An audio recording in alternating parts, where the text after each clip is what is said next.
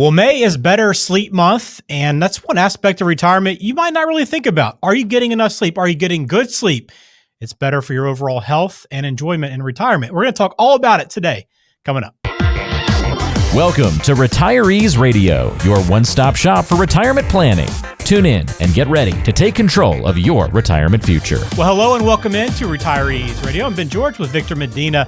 Victor, you're a parent. You're a business owner. You got a lot on your plate. When I talk about good sleep, you probably just kind of roll your eyes, right? I not so much roll my eyes as close my eyes. I think you caught me asleep in the middle of this show.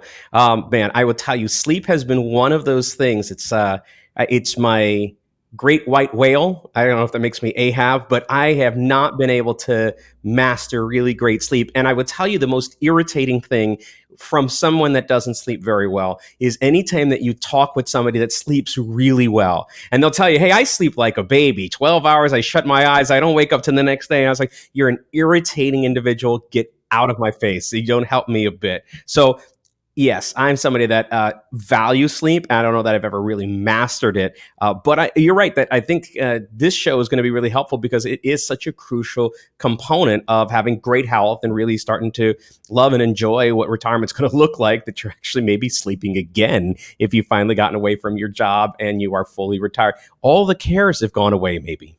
Yeah, no doubt. And most people wouldn't think, hey, this is a retirement kind of conversation. You wouldn't think that, but we're going to tell you why, right? Because it's good for your health, obviously. And we're going to talk about some ways you can improve your sleep and just how it improves your overall quality of life on today's show. Again, you can go to retirees.com if you have any questions and want to learn more, but also make sure you sign up for the email because you're going to get all the tools as they come out. You're going to get the latest updates from the Retirees team as they roll out new tools that are really going to benefit you in this overall improvement in retirement. So I kind of just want to start off with the retirement changes that come with sleep. And I don't really think about this, Victor, in terms of retirement. I've never really thought about what happens with sleep schedule because I know when we're working and you have kids, you have a family, and you're probably getting, who knows what you're getting, but your schedule's kind of routine for the most part. But I guess in retirement, there is no schedule anymore, right? You can kind of fall asleep when you want to. Every day Saturday. In fact, maybe all the aspects of Friday into Saturday. I think one of the things that probably led to better sleep if you are working versus bad sleep if you are finally retired is this lack of schedule that all of a sudden it goes away. The structure kind of goes away. And I think in the beginning, people can kind of be hunting and searching for things that keep them feeling like they're entertained. You know, we get into that situation where people might be binge watching television shows until 2:00 in the morning. Why? There's nothing to get up to the next day. You don't have a job that you have to get to. You have no responsibilities. You can get up at 10 and you can eat breakfast when you want, but it's actually really counterproductive to having really great sleep. Once you start to mess around with circadian rhythms like that and don't keep a consistent schedule. So yeah, there are a lot of people that kind of face different sleep struggles when they retire in a way I think that really kind of surprises them, Ben, because they would think now that I am retired and all of my cares have gone away, I should be sleeping great. But there are all these different factors that come in addition to schedule. We can have people who've got anxiety about what the future holds. And that sort of mental process can really interrupt sleep as well. Yeah. And even naps too. I mean, I think about how many times during the day I'm like, if I could just break away for a 30-minute hour nap. And when you're in retirement, you have that ability. But again, that's kind of going back to your point of it throws off your entire schedule. It really does. You know, I've spent a lot of time. I was joking in the beginning that I struggle with sleep, and it is it's a thing that I'm trying to conquer or overcome. And what that really means for purposes of our discussion today is that I've spent a lot of time and research in this area because, again, it's a problem that I have and really been interested in getting it right or seeing what I could do to get it right. And you highlight one of the things that I think people are surprised to learn, which is that it's really impossible, based on the sleep research, for you to catch up on sleep.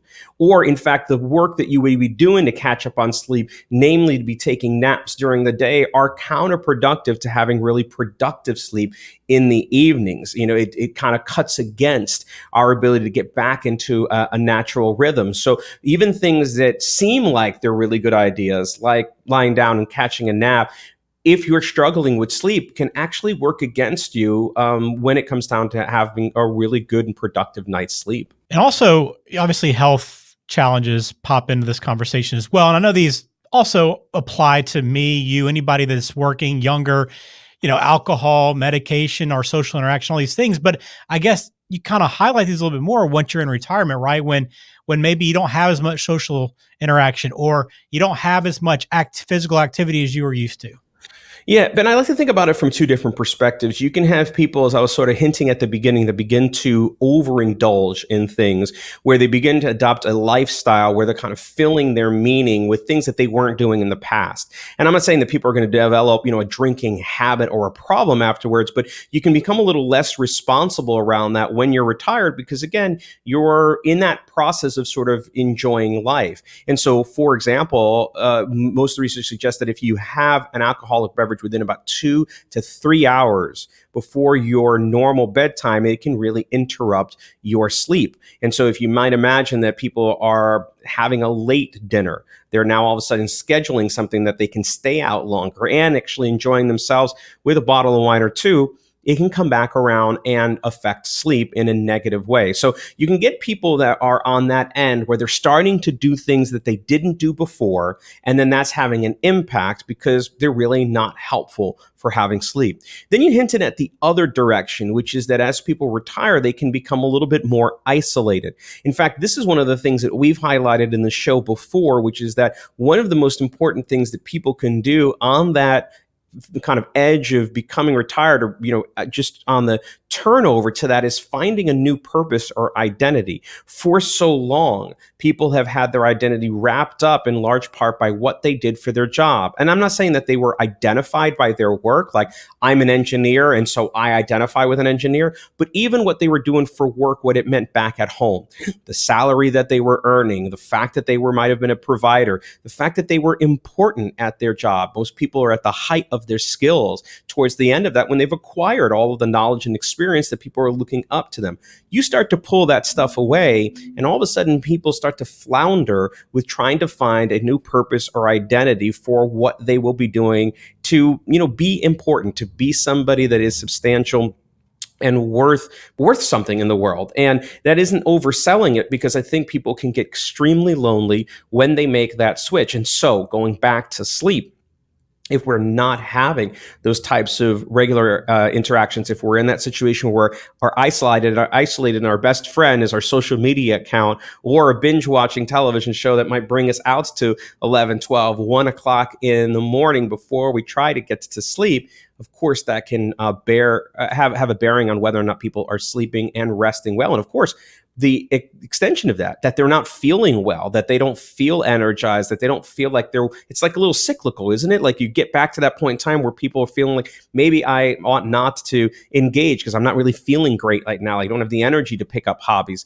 So it can really have a devastating effect as we sort of start to look at the long tail of that going out. Yeah, I'm sure that can compound pretty quickly. It's kind of the use it or lose it idea, right? If you're not getting up and staying active, then it just over time, you're just going to find it even harder and harder every time to get up and get out and be active. And, again, the whole point of this retirees conversation and what we do every episode on this YouTube channel is, again, trying to help you lead a great life beyond just finances, right, in retirement. And we know it's clear that sleep is very important for health and longevity, and sleep can get worse in retirement. So we like to, again, give you some things you can do to help improve your sleep, Victor. So if you're struggling with some insomnia or maybe have some low quality sleep that you're getting pretty consistently, what are some fixes people can do right now?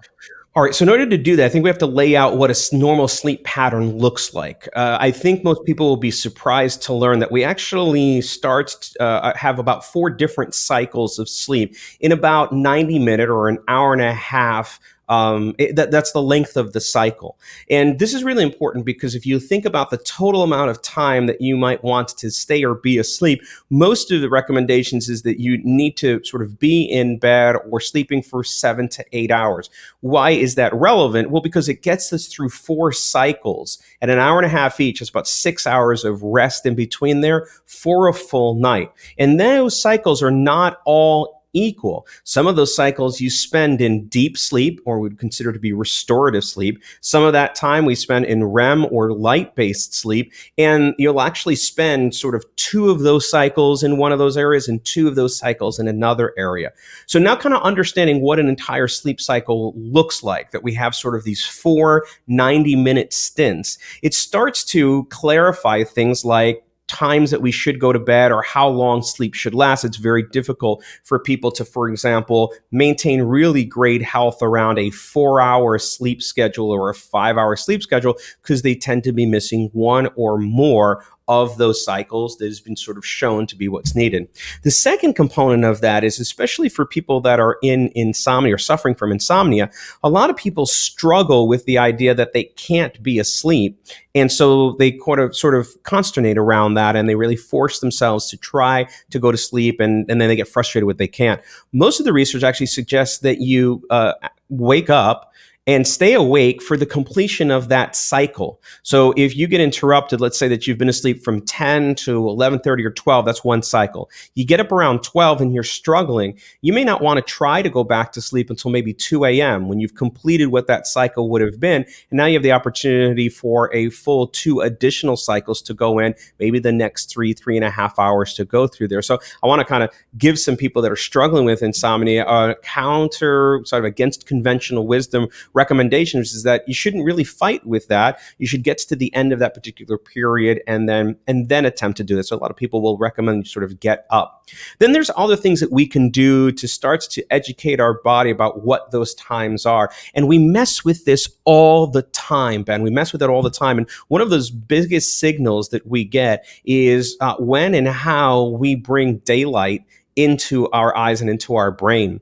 And so one of the determinants of the circadian rhythm is when we experience daylight and for how long do we not experience daylight. And so if we kind of go back to us as these sort of, big dumb animals that have evolved, right? We go back to the animalistic things that are embedded into us. That was really what was teaching us what that cycle was, is that it was sort of time to get up when the sun came up, and then you had a period of time when the sun was down, and then you were ready for bed. So now imagine if you're somebody that spends a lot of time with their screens, whatever that looks like, a tablet, a phone, watching television, having that light coming into your eyes for a long period of time actually starts to unwind or rewire your brain that it's not quite bedtime. And so for people that have a hard time falling asleep, or might look at a situation where they're, regularly having a nightcap or a drink before they go to bed, what they're actually doing is sort of creating a depressive state with the alcohol that they're taking to overcome the fact that their brain's not ready for sleep,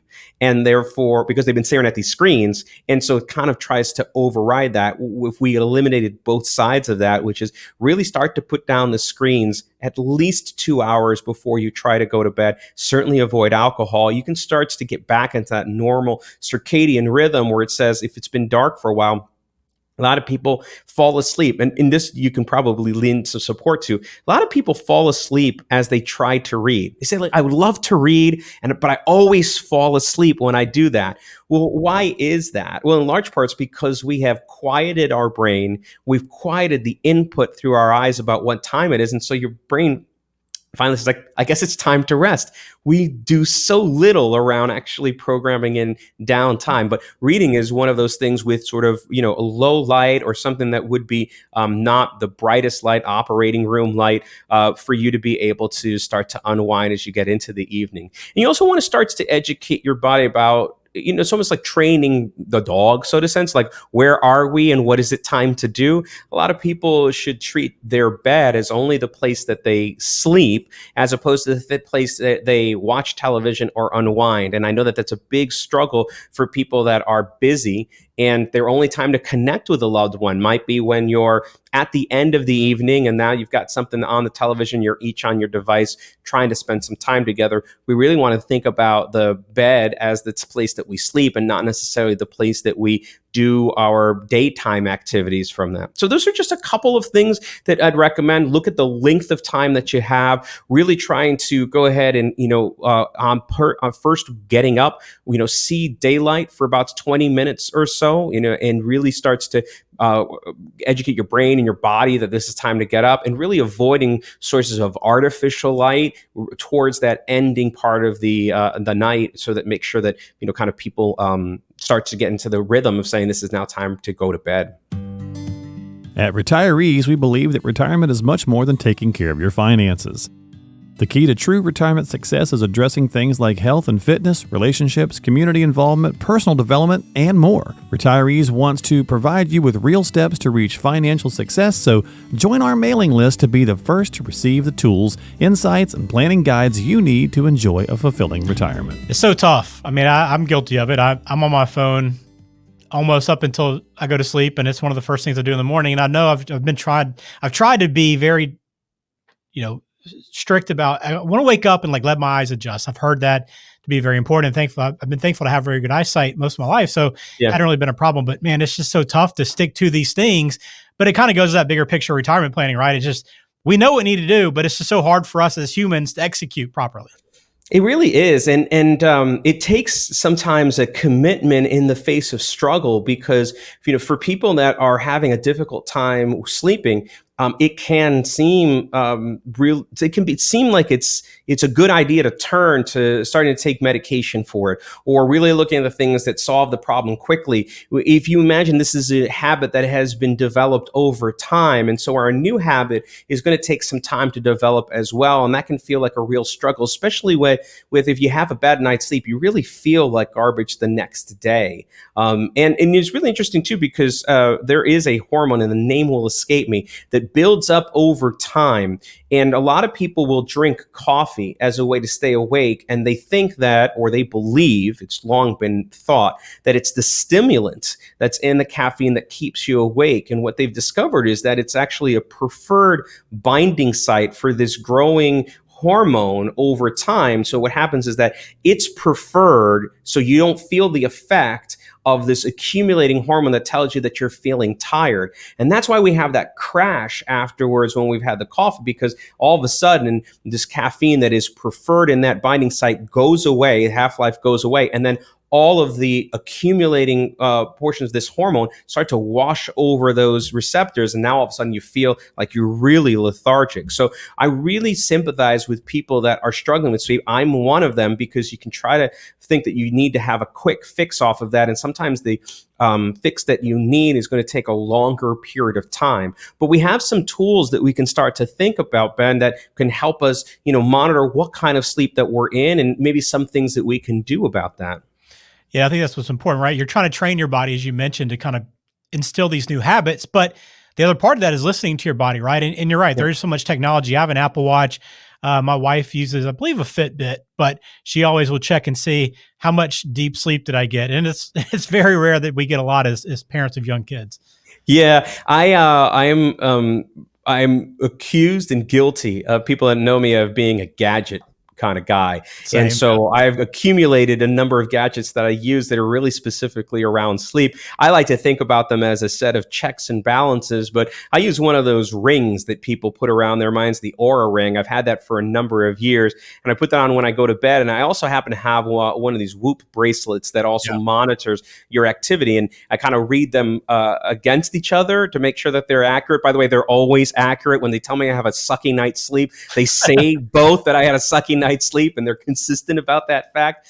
But I think you're right that one of the nice things that we can do with information now, and the collectors of information, is to get better insight about what's going on. So what I really like about the devices that I use is that it'll tell me, periods of time where I am more active or awake, or if I have things that might qualify as being deep sleep, both because my heart rate starts to lower and my breathing changes and my oxygen level is being monitored. And so you start to look at that, and they can sort of diagnose what period of sleep that you're in, and you'd be able to kind of reverse engineer or see what your pattern has been. By the way, I gave my wife the Oura Ring after the Oura Ring gives you a sleep score on 0 to 100.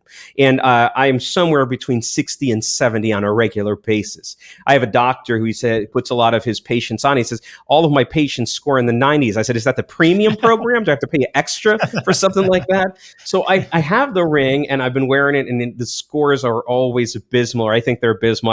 I start every morning disappointed because I look at the score. It's no good, no better than it was the night before. But my wife put it on one night because I'm thinking to myself, maybe this thing is busted. And so she wears it for the night, and she comes out with a 90 score right off the bat. I said, forget it. You don't have to ever get to wear this thing again. It just even made me feel more depressed than I was before. Do you find that I know there's other stuff out there too. I know you can do sleep studies. Yeah. and there's sensors in the mattress. Do you find either by your own experience or through people you work with, any tool that they preferred over others? Well, I think people really do like the ones that have a sensor on you on a regular basis because they can start to monitor things that you can do at home without sort of the invasive nature or the inconvenient nature of a sleep study. Now, I've gone ahead and done a sleep study. And one of the things that I got out of that, was information about the number of times that I was in movement, but they are also able to see what my eye movements were because they had sensors on that. They got to measure me in different sleep positions.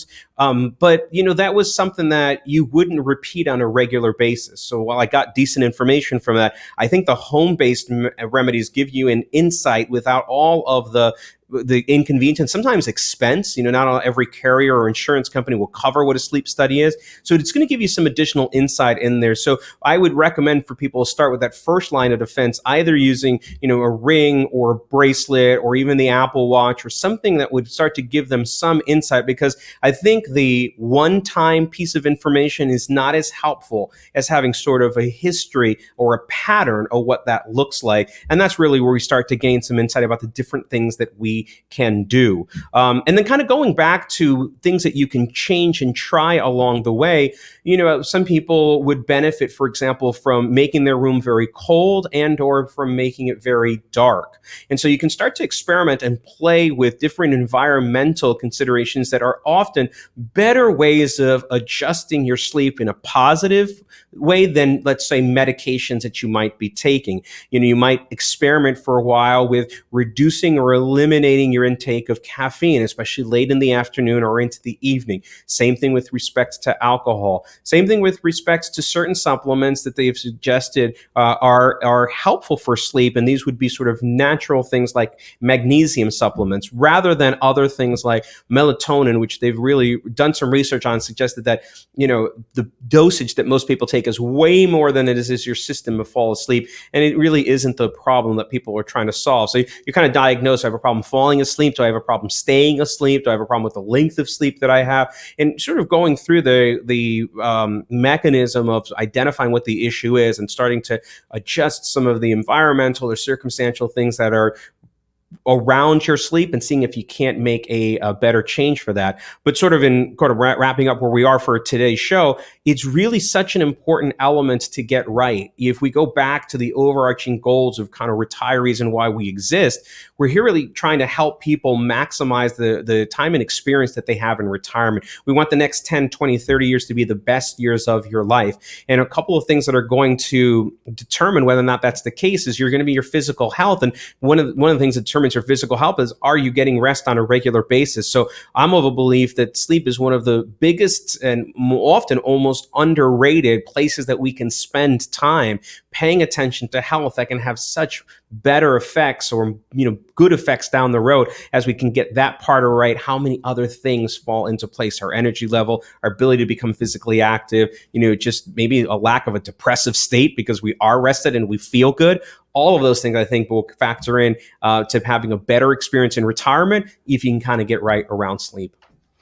Yeah, I'm sure if you want to really maximize your retirement and enjoy it from the jump, it's something you want to practice now and kind of fine tune so that when you get to retirement, you're able to sleep. I know a lot of people might say, well, I'll wait till I have all the time in retirement, then I'll get my sleep schedule all worked out. But I'm sure like everything else, creating these habits now will pay off a lot later, a lot better down the road. So some things to think about for sure, Victor, is Better Sleep Month, May. I know it's coming to a close and hopefully maybe next May will be a little bit better sleep for both of us. Who knows what will happen, but we appreciate you watching. Again, the best thing for you to do if you're more interested in learning more about the Retirees Radio and the Retirees idea and this philosophy of better improvement in other areas outside of finance, again, go to retirees.com.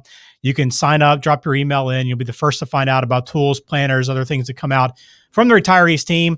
And again, we hope this show itself and this YouTube channel will also provide you with that guidance as well as we have more discussions coming up. Please hit subscribe. Victor, thanks for your time as always, and we'll do it again soon. Palante Wealth Advisors are an independent financial services firm that utilizes a variety of investment and insurance products. Medina Law Group is an independent estate planning and elder law firm. Investment advisory services offered through Palante Wealth Advisors LLC in New Jersey and Pennsylvania, registered investment advisor. Registration does not imply a certain level of skill or training. Investing involves risk, including the potential loss of principal. Any references to protection, safety, or lifetime income generally refer to fixed insurance products, never securities or investments. Insurance guarantees are backed by the financial strength and claims-paying abilities of the issuing carrier. This radio show is intended for informational purposes only. It is not intended to be used as the sole basis for financial decisions, nor should it be construed as advice designed to meet a particular need of an individual situation. Medina Law Group and Palante Wealth Advisors are not permitted to offer, and no statement made during the show shall constitute tax or legal advice. Our firm is not affiliated with or endorsed by the U.S. government or any governmental agency.